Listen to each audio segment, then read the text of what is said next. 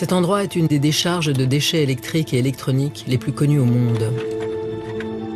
Chaque année, nous produisons près de 50 millions de tonnes de ces déchets qui atterrissent de plus en plus souvent dans des endroits comme cette décharge en Afrique.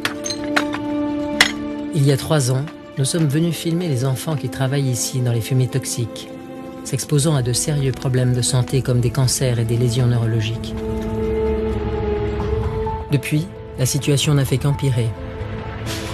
La quantité de déchets électriques et électroniques inondant l'Afrique a presque doublé.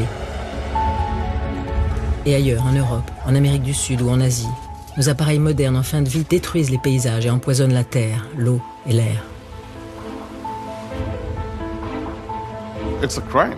C'est un crime d'une ampleur phénoménale.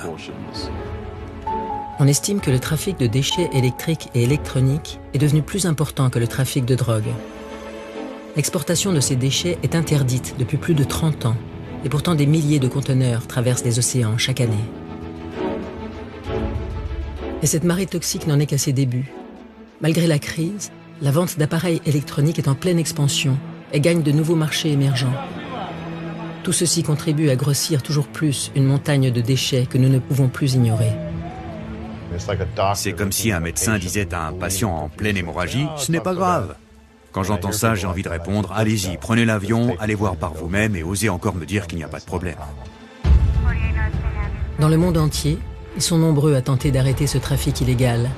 Activistes écologistes, police et douane, justice, journalistes d'investigation. Pour ce genre de personnes, l'avenir ne compte pas. Seul compte l'intérêt immédiat. C'est une bataille difficile à gagner du fait de la dimension internationale du trafic, des sommes en jeu et de la corruption. C'est tout un système de montage avec des sociétés écrans.